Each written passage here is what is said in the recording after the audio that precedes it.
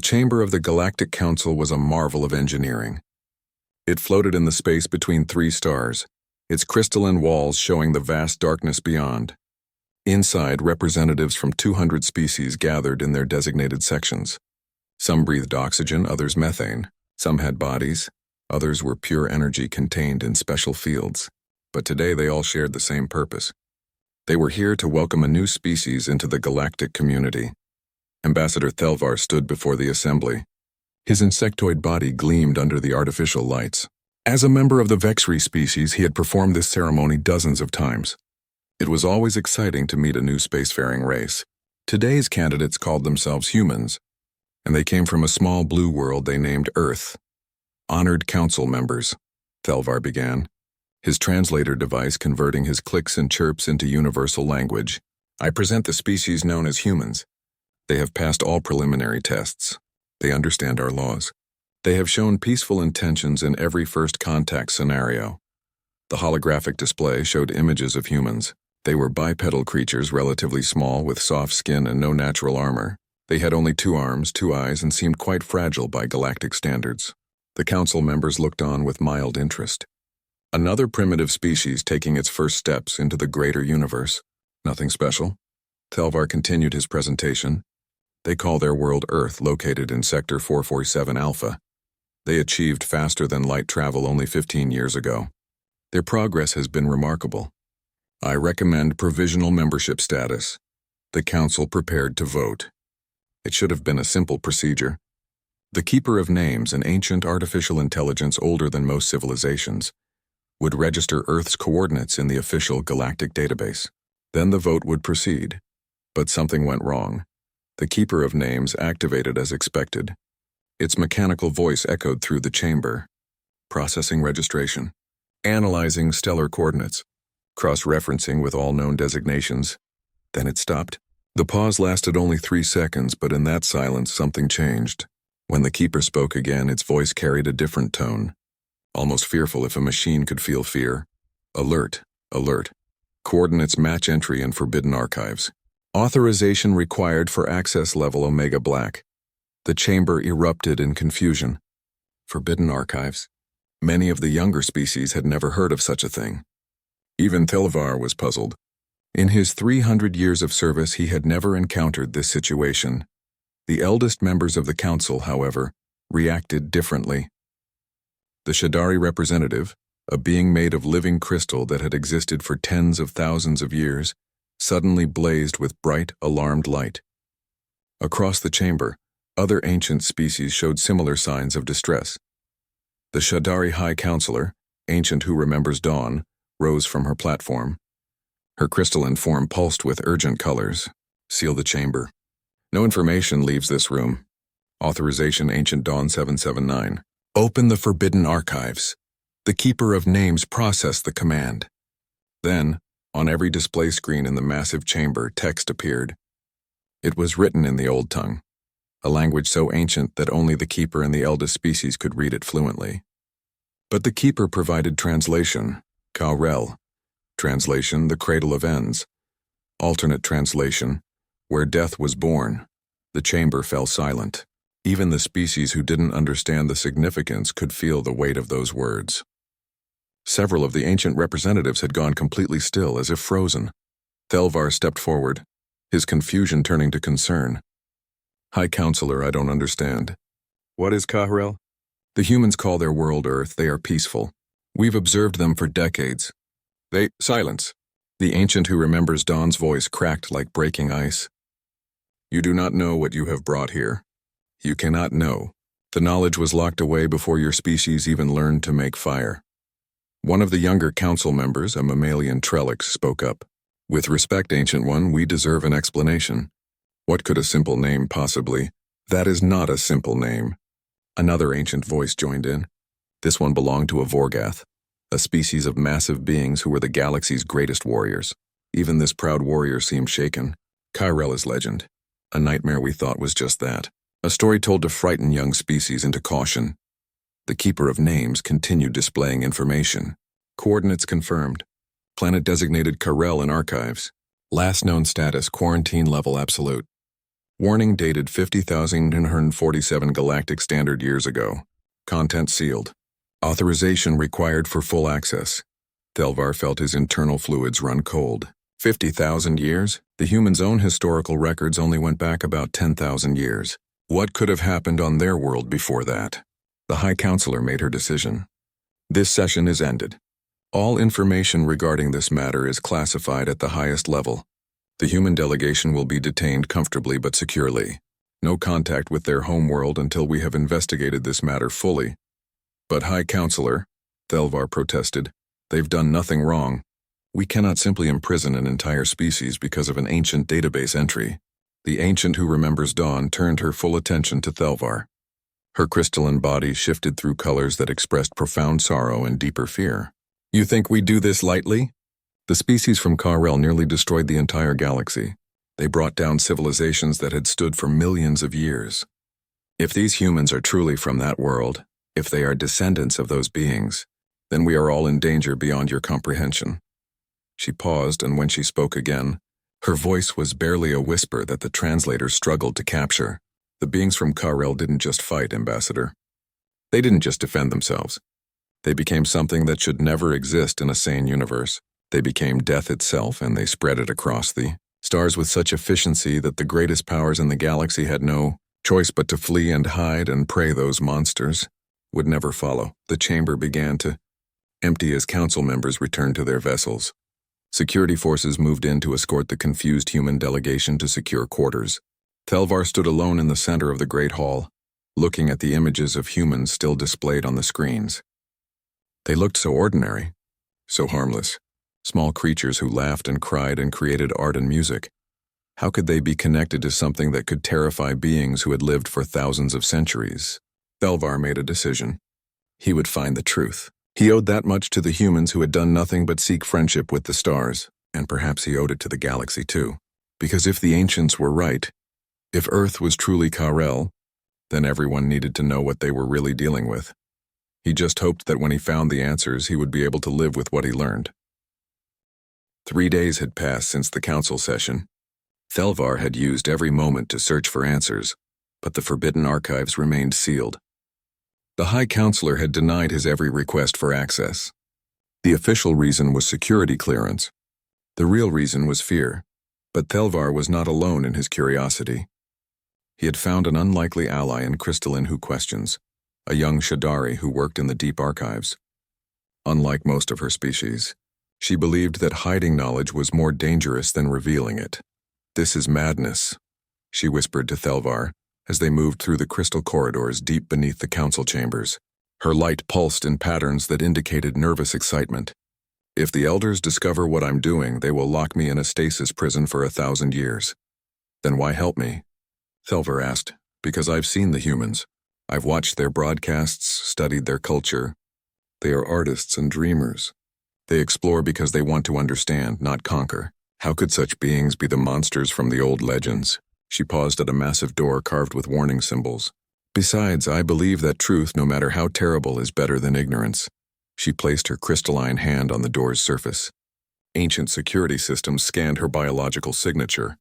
The door recognized her as Shadari, a species with archival access, and slowly opened. They entered a chamber that had not been visited in thousands of years. The archive was not what Thelvar expected. Instead of data terminals, he saw massive crystals floating in suspension fields. These were memory crystals, capable of storing not just information but actual experiences. Everything that was seen, felt, and known by the original witnesses was preserved inside. Crystalline Who Questions approached the central crystal. It was black, which was unusual. Most memory crystals were clear or colored. Black meant the memories inside were considered dangerous or forbidden. This is it, she said quietly. The primary record of the first extinction event. Are you certain you want to see this? Thelvar moved closer. We have to know the truth. She touched the crystal and the room dissolved around them. They were no longer in the archive. They were somewhere else, someone else, experiencing memories that were 50,000 years old. The vision showed space, but it was crowded in a way the modern galaxy was not. Thousands of stars were connected by visible streams of light, great highways that jumped across the darkness. This was the galaxy before the first extinction, when civilization was at its peak. A voice spoke, ancient and tired. It belonged to a Shadari elder from that distant age. We record this so that those who come after will understand how paradise fell. How we, who thought ourselves immortal and unchallengeable, learned that we were neither. The vision shifted. Now they saw a planet, small and blue, covered in water and green continents. The voice continued. The Krethix Collective discovered this world during routine expansion. They designated it for harvest. The dominant species was pre-spaceflight, aggressive, and showed unusual resilience to environmental pressures. Standard procedures were initiated. Thelvar watched as massive Krethix vessels approached the planet. The Krethix were hive-mind beings, each individual connected to billions of others across thousands of worlds. They had perfected biological warfare over millions of years. When they wanted a world, they simply released control spores into the atmosphere. Within weeks, the native population would be docile and ready for integration into the collective. The spores fell on the blue world. The vision showed the native species, creatures that looked remarkably like modern humans but more primitive, beginning to succumb to the spores' influence. The Krethix prepared their harvesting equipment. Then something went wrong. The native population displayed unexpected resistance, the ancient voice narrated. Their neurological structure was more diverse than anticipated. The spores affected individuals differently. Some succumbed. Others fought off the infection. And a terrible few, did something we had never seen before. They adapted. They turned the spores' own mechanisms against them.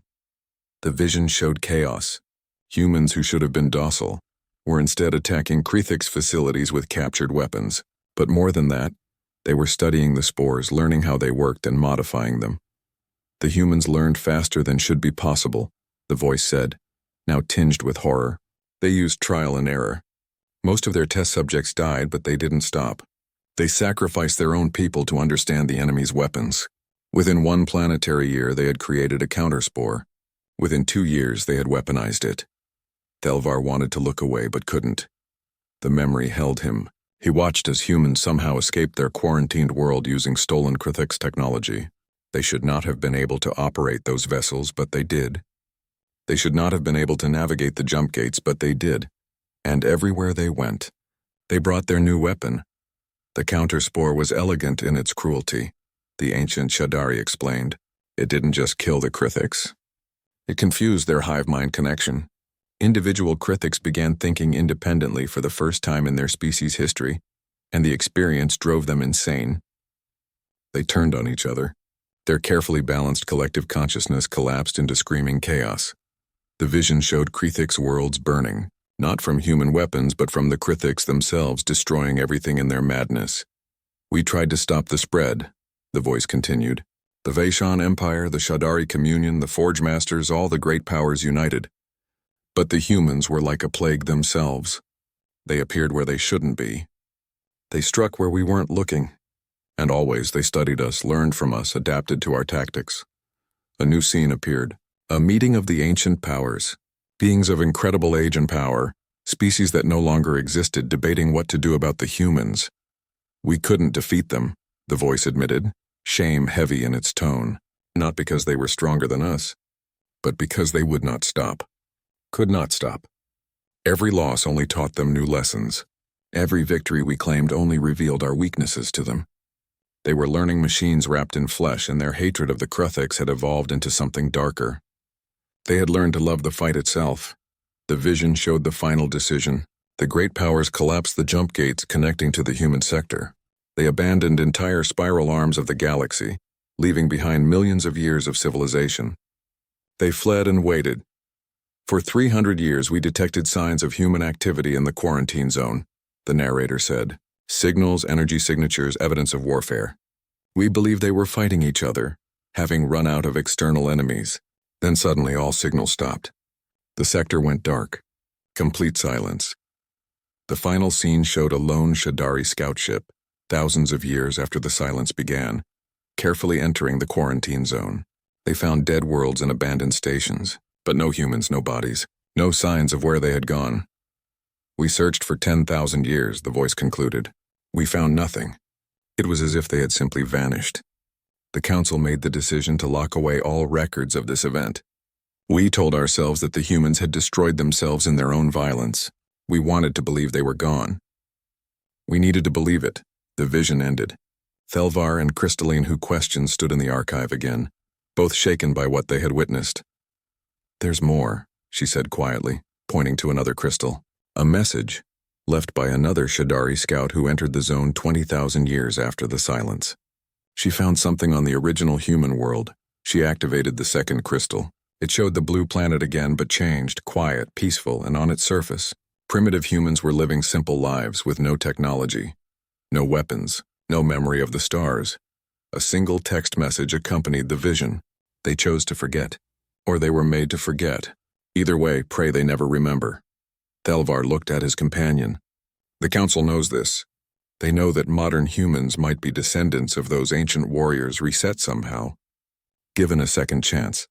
And they're terrified, Crystalline, who questioned, said, that something might trigger the old memories, that the weapons might remember how to be weapons again. The inner council chamber was much smaller than the main assembly hall. Only 12 representatives sat here, one from each of the galaxy's eldest species.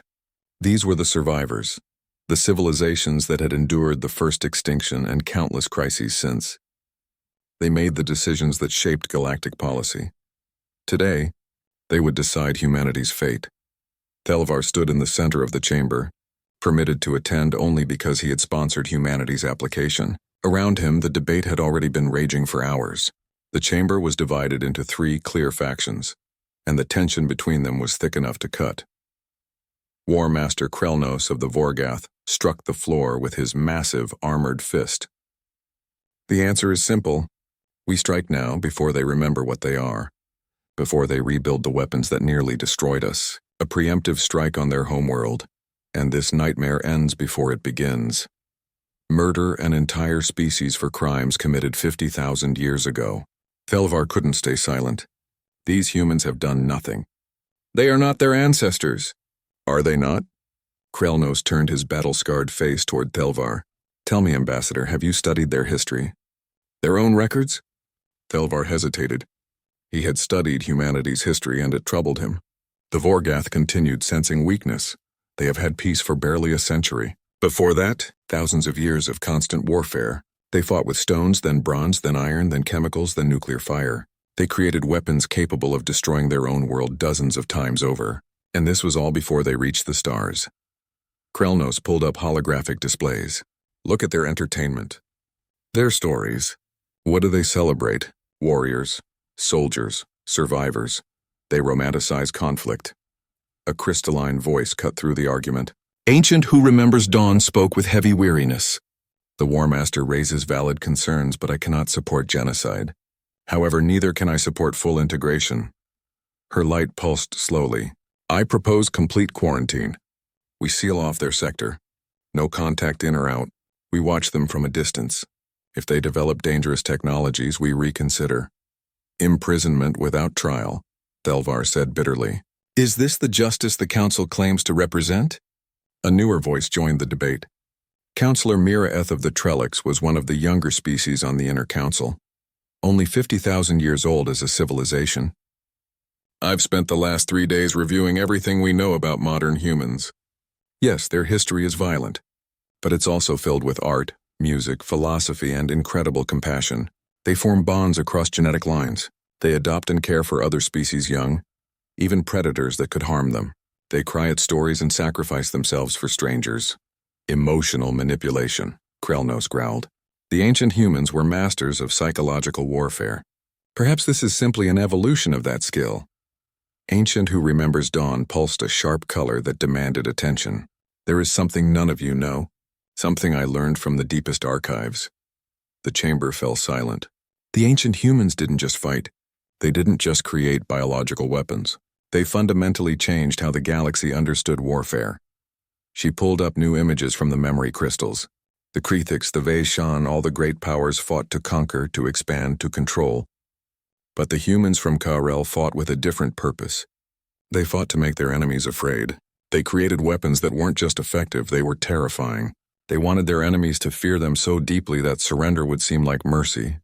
The image showed ancient battle footage. Humans facing creatures 10 times their size, showing no fear. Humans turning captured weapons into traps. Humans sending infected Krithix back to their own ships to spread the counterspore, knowing it would cause maximum psychological damage. They weaponized terror itself, the High Counselor concluded. And the worst part? They were good at it. So good that civilizations millions of years old chose to abandon entire sectors rather than face them. Thelvar felt his confidence wavering, but he forced himself to speak. That was 50,000 years ago. These modern humans don't even remember. They've had a fresh start. Isn't that worth something? Before anyone could answer, an aide rushed into the chamber. Such interruptions were forbidden, which meant something serious had happened. Forgive the intrusion, counselors, but urgent news. A human research vessel named Endeavor has discovered an ancient derelict in deep space. Initial scans suggest it's a Krathix warship approximately 50,000 years old. The chamber erupted in alarm. Krelna stood. Where is this vessel now? Still with the human ship. They're attempting to access its systems. Ancient Who Remembers Dawn's crystalline form blazed with fear colors. No, they cannot be allowed to access that data. Send our fastest ships. They must be stopped before... Counselor, the aide interrupted, something no one ever did. They've already accessed the ship.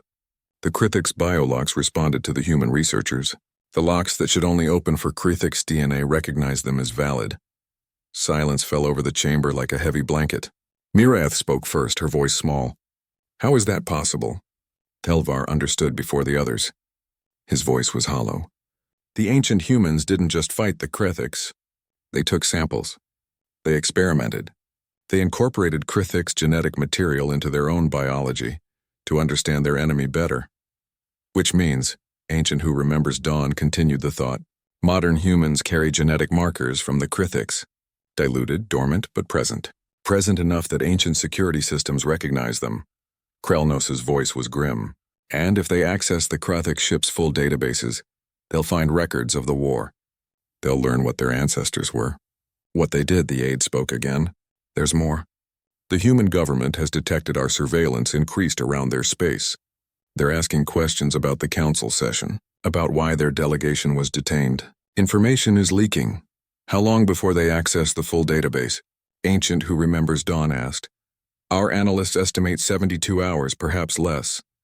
The High Counselor looked around the chamber. We must vote now. We have 3 options. Strike their homeworld before they learn the truth. Enforce complete quarantine and accept that we might be creating imprisoned enemies. Or integrate them and hope that 50,000 years of evolution has truly changed them. I call for a vote, Krelnos declared. All in favor of military action? 3 lights appeared. Only 3.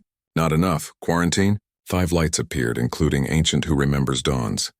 Just enough for a majority. Integration? 4 lights, including Thelvar's, though he wasn't technically supposed to vote. Quarantine carries, the High Counselor announced. Effective immediately. All human space is declared a restricted zone. No traffic in or out. No communication beyond official diplomatic channels. If they resist, we are authorized to use force. You're making a terrible mistake, Thelvar said quietly. They'll see this as an act of war. Better they hate us than become what they once were, Ancient Who Remembers Dawn replied. But her colors showed doubt. As the council prepared to enforce their decision, Thelvar made a choice that would change everything. He sent an unauthorized communication to a trusted friend on Earth, a simple message containing everything he had learned. The humans deserved to know the truth. All of it. And then they could decide who they wanted to be. The message was sent before security could stop it. By the time the council realized what he had done, it was too late. The truth was spreading across Earth like wildfire, and the galaxy would have to live with the consequences. Dr. Sarah Chen floated in the zero gravity of the Endeavor's observation deck, staring at the massive derelict ship outside.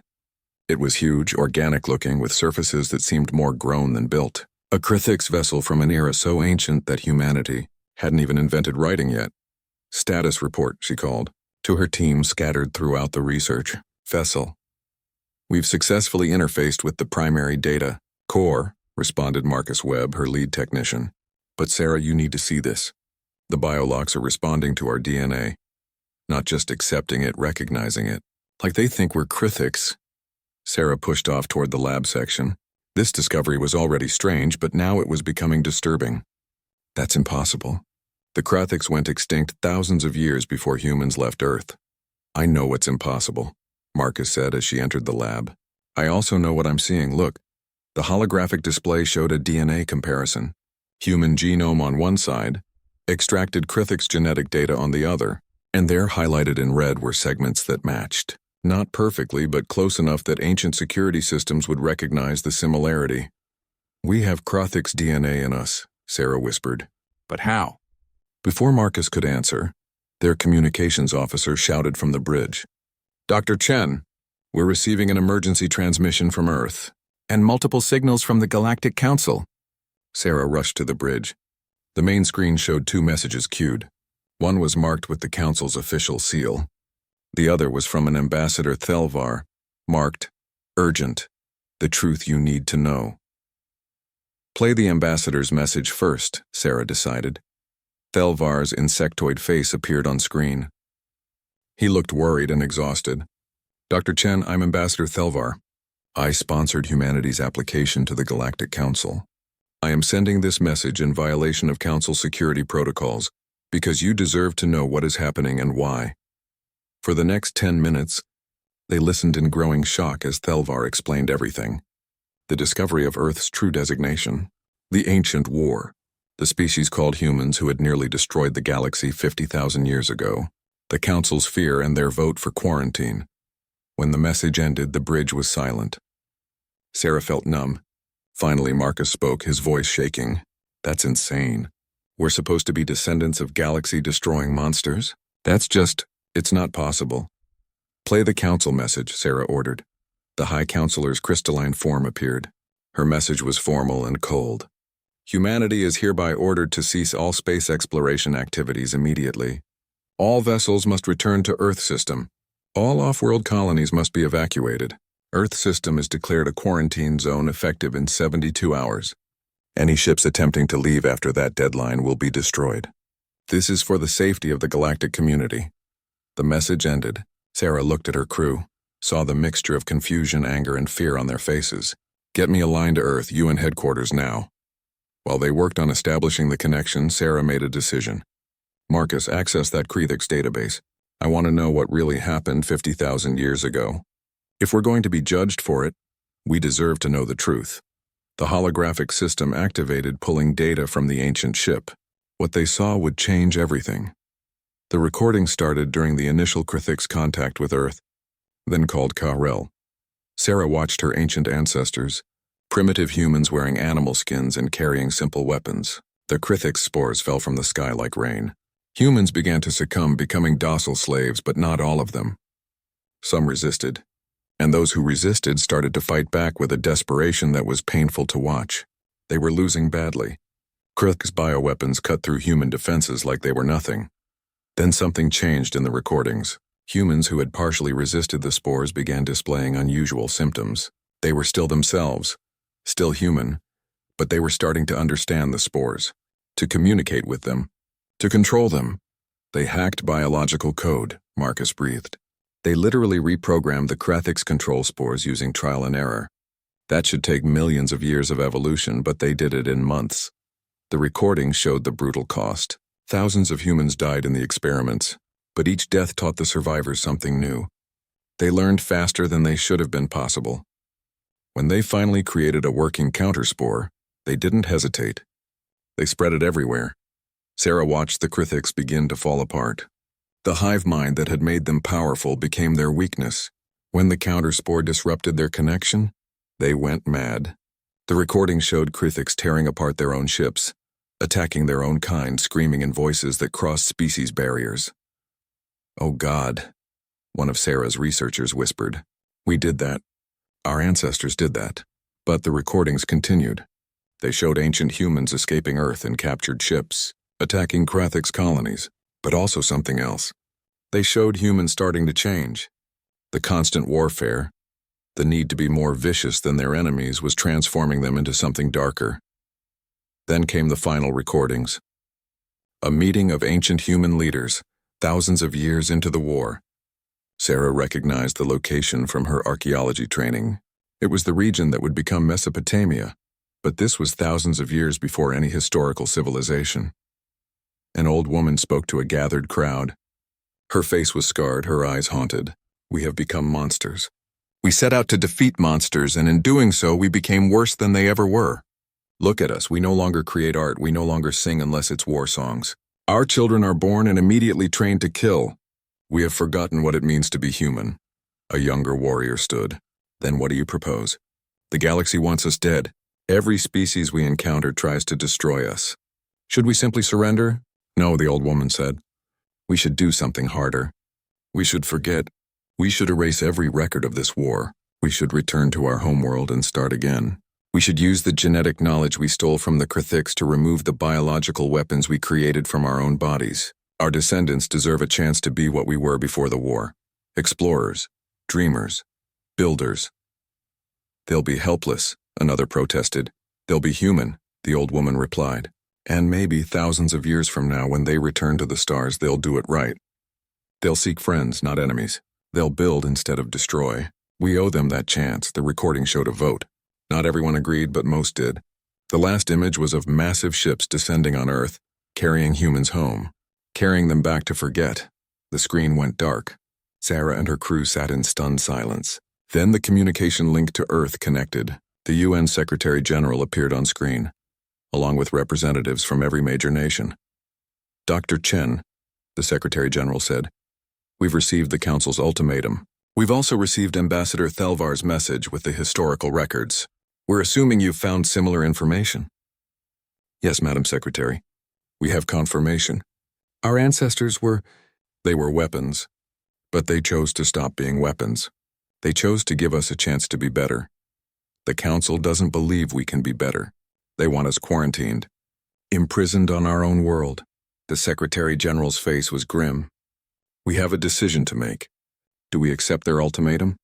Or do we resist? Before Sarah could answer, alarms blared throughout the Endeavor. Marcus shouted from his station. Jump signatures. Multiple ships entering the system. Reading as Vorgath warships. On Earth, similar warnings were sounding. The Vorgath hadn't waited for the Council's deadline. They were attacking now before humanity could decide what to do. Sarah felt a cold clarity settle over her. She opened a channel to all human vessels in the solar system. All ships, this is Dr. Sarah Chen of the Endeavor. The Vorgath are attacking. Move to defensive positions around Earth. Do not fire unless fired upon. Repeat, defensive positions only. Sarah, Marcus said quietly. We're research vessels and colony transports. We have no weapons. They'll go through us like paper. I know, Sarah replied. But our ancestors chose to be shields instead of swords. Let's show the galaxy that we remember that choice. Across the solar system, every human vessel capable of flight began moving, not to attack but to form a living wall between Earth and the incoming warships. Thousands of ships carrying millions of crew and passengers positioning themselves to protect their homeworld. It was the most human thing they could have done. War Master Krelnos stood on the bridge of his flagship, watching the tactical display with growing confusion. His fleet had jumped into the Sol system expecting resistance, expecting weapons fire, expecting a fight. What he found instead made no sense at all. Thousands of human vessels had positioned themselves in a defensive sphere around their homeworld. But they weren't warships. His sensors showed research vessels, colony transports, civilian craft, even what appeared to be passenger liners. None of them had weapons beyond basic point defense systems, and they weren't attacking. They were just waiting. They're forming a shield, his tactical officer observed, using their own bodies as barriers. That's suicide, Krelnos growled. What are they thinking? A communication request came from the largest human vessel, a colony ship called the New Horizon. Krelnos accepted it. A human woman appeared on screen, elderly with gray hair and calm eyes. I am Captain Maria Rodriguez of the New Horizon. I'm speaking for the civilian fleet. War Master, we know why you're here. We've learned about our ancestors and what they did. We understand your fear. Then you understand why we must act, Krelnos replied. We cannot risk you becoming what they were. We are not asking you to trust us, Captain Rodriguez said. We are simply asking you to see us. Really see us. We are parents and children, scientists and artists. We are people who came to the stars hoping to make friends, not enemies. Our ancestors chose to erase their weapons and their memories so that we could have this chance. Are you really going to destroy us for trying to honor that sacrifice? Words are meaningless, Krelnos said, but his conviction was wavering. Actions define a species. Then judge us by our actions right now, the captain replied. We could run. We could scatter across the system and make you hunt us down. But we choose to stand together. We choose to protect our home and our people not through violence but through our presence. If you want to reach Earth, War Master, you'll have to go through families and children and civilians who have done nothing but exist. Krelnos stared at the display. His weapons were charged. His orders were clear, but something stopped him. Perhaps it was the memory of honor from his own species' past. Perhaps it was the simple, undeniable courage of choosing to be shields instead of swords. Hold fire, he ordered. His crew looked at him in shock, but they obeyed. At the same moment, in the council chambers, Ancient Who Remembers Dawn was receiving multiple emergency transmissions. Ambassador Thelvar had gone public with everything he knew. The information was spreading across the galactic network. Younger species were outraged at the Council's treatment of humanity. Even some of the older species were questioning the decision. And now reports were coming in of the Vorgath fleet's pause, of humans forming a defensive wall without weapons. The galaxy was watching, and what they saw was changing minds. The High Counselor made a decision. Open a channel to Earth. It's time we talked directly. On Earth, in the UN headquarters, world leaders watched as the crystalline form of the High Counselor appeared on every screen. Her light pulsed with colors that the translators marked as shame and respect. People of Earth, she began, we have wronged you. We judged you not for what you are, but for what you might become. We let fear guide us instead of wisdom. I cannot undo the vote for quarantine, but I can offer you a choice. She paused, and her next words would echo through history. The Council offers you two paths. Accept quarantine, and we will leave you in peace. Your system will be yours alone, and we will not interfere. Or accept a different arrangement. Open your world completely. Share everything about yourselves, your history, your culture, your fears and hopes. Let the galaxy see what humanity truly is. And in return, we will do the same. No more secrets. No more hidden archives. Complete transparency. The UN Secretary-General stood. High Counselor, you're asking us to make ourselves completely vulnerable. To trust you after you've shown us fear and suspicion? Yes, Ancient Who Remembers Dawn replied. I am asking for trust that we have not earned. But I believe that hiding from each other creates the very monsters we fear. Your ancestors became weapons because they were fighting in darkness, against an enemy they couldn't understand. Perhaps the way forward is through light. The debate on Earth lasted for 3 days. Every nation, every culture, every voice wanted to be heard. In the end, the vote was close, but the decision was made. Humanity would choose transparency. The changes began immediately. Earth opened its communication networks to galactic access. Human history, in all its violence and beauty, was uploaded to the galactic database. Museums, libraries, art galleries, everything was shared. But more than that, humans themselves began reaching out. They sent messages, videos, music, stories to other species across the galaxy, and the galaxy responded. Other species, especially the younger ones, began sharing their own histories. Many were just as violent as humanity's. Wars, genocides, dark periods that they were ashamed of. But they had survived. They had grown. They had become better. Thelvar watched as the galaxy transformed. The conspiracy of silence that had governed for 50,000 years was breaking down. Species were talking to each other with honesty they had never shown before. 6 months after the crisis, the Council voted again. This time, with full transparency and full knowledge, humanity was granted complete membership. Not despite their past, but because they had chosen to transcend it. Dr. Sarah Chen and her team continued studying the ancient Krithix vessel. What they found next would have been terrifying 6 months ago. Now it was simply sad.